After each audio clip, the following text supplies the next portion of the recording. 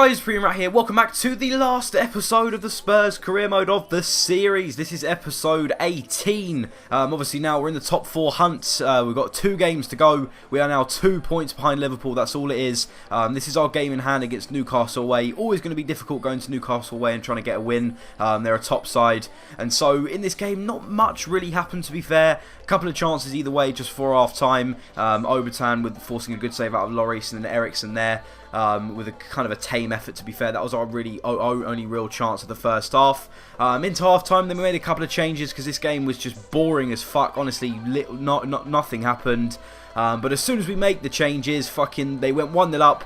The ball was slipped into Anita and inside the box from about 12 yards. He's hardly going to miss from there, and he puts a pretty powerful shot past Lloris into the top binners to put them 1-0 up. But as I said, you know, I wouldn't say Newcastle deserved the lead. We weren't playing that great, to be fair. And we really needed to win this game to go back above Liverpool into the 4th spot. But we do manage to equalise then not long after in the 63rd minute. Dyer, I think we brought him on to play right back, doing fantastically well. Kept going, tackled it back, drops to Soldado, who slips in Paulinho, who equalises, as I said, about 10 minutes after they scored, so it wasn't too bad. I'm not sure why, but that went down as an own goal. But even though we equalised and we were playing a lot better in the second half, Newcastle still had plenty of chances to win this game. Anita, Cabela, and eventually it falls to Cisse, forcing a fantastic save out of Lloris. And we were under the cosh until the 85th minute on the counter-attack now. Lennon playing the ball wide to Paulinho, cutting inside. This is the chance to seal top 4. This is the chance. Paulinho, he's shot. It's off the fucking post.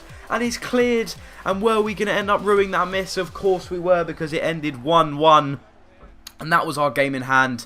And it was looking like we'd blown top 4, to be fair. That means that put us only 1 point behind Liverpool now, and it was out of our hands now, the top 4. Here's the table then with 1 game to go. We're sitting in 5th, 1 point behind Liverpool. They've got Stoke away. We've got Everton away, who are just below us as well. So it's pretty much a 3-horse race. If Everton beat us and Liverpool lose, they'll end up getting 4th.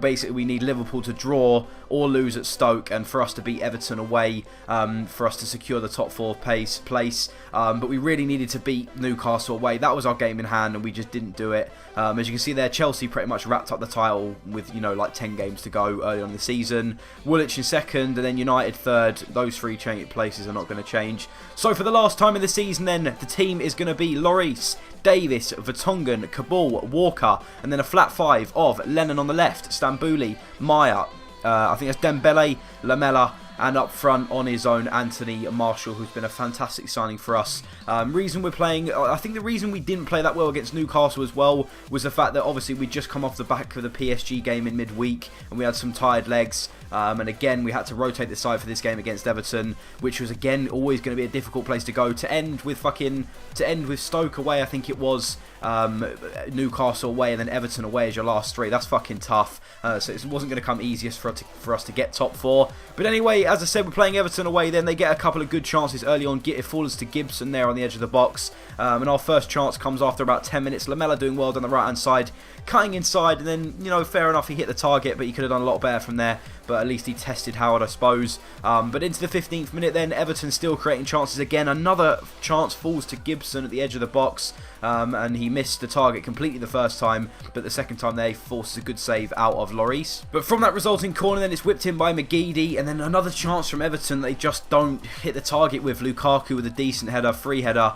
And he puts it over the bar. But again, Everton was still pressing. We really hadn't turned up in the first half of this game. They were creating chances left, right and centre. Atsu this time getting down the wing, whipping it in. Again, Lukaku, is it going to fall to McGeady? It's not. Lloris just about hangs onto it.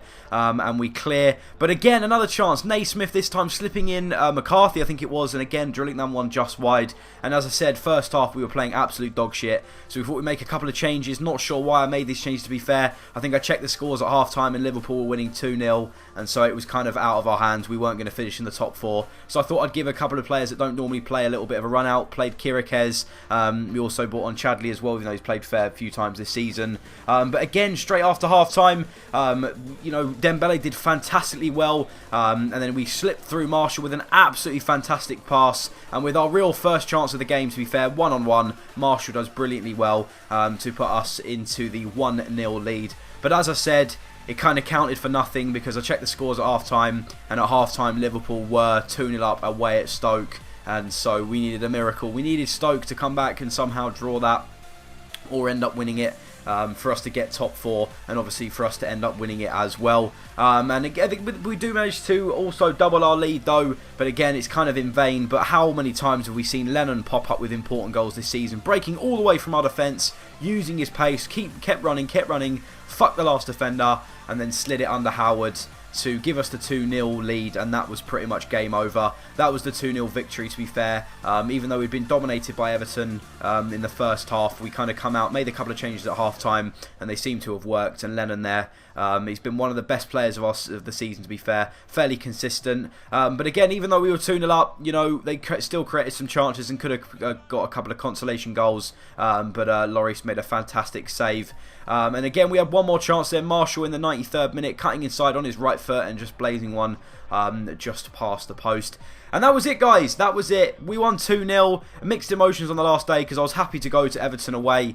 But as I said, you know, the players know that they haven't got top 4. The news was filtering around the stadium at half-time that Liverpool were 2-0 up. Liverpool actually managed to end up winning that 3-0. And so, even though we won, there you go, you can see there, Liverpool won 3-0. Even though we won 2-0 away at Everton, we just couldn't produce the goods in the end. And it was...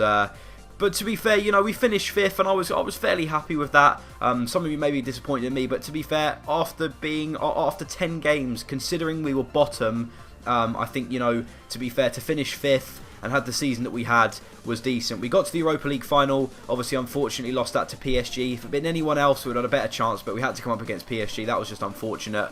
Yeah, so we finished 5th.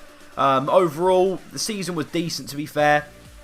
Standout performances, probably Lloris. Destro ended up, I think, top goal scorer, to be fair, of the Premier League. Marshall was fantastic. Ericsson was great. All the signings I made were really decent. But as you can see there, then Chelsea ended up winning the title. Woolwich in 2nd, United 3rd. Liverpool took the 4th spot in the Champions League. And then we missed out by 1 point, and Everton came in 6th. Man City, as you can see there, a bit disappointing for them. Only finished with 55 points. But yeah, guys, so that's it. That is it. It's all done and dusted for Season 1.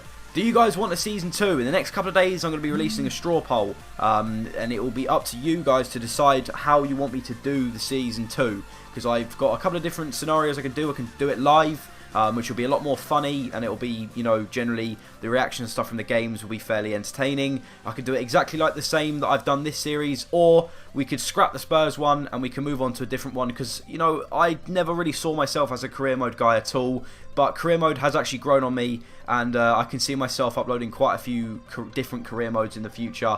So this has been Season 1. Finished 5th, disappointed to not get Champions League, but overall our performances were fairly decent. If you have enjoyed this video, please drop it a thumbs up. Also, leave down in the comment section your favourite moment from the series. My favourite moment from the series, I'm not sure what episode it was, but that comeback against Monaco and that comeback against Man United in the same episode. I think it might have been number 12 or number 14, something like that, where we came back from the Europa League depths to come back to win like 4-1 or whatever it was against Monaco. That was absolutely special. So leave me down your best things down, your best moments of the series down in the comment section. Apart from that, I love you all. If we could hit another 50 likes for the career mode, that would be absolutely brilliant. If you are new around here, do not forget to subscribe. Thanks again for 10k. I love you all, and I will see you guys tomorrow. Goodbye.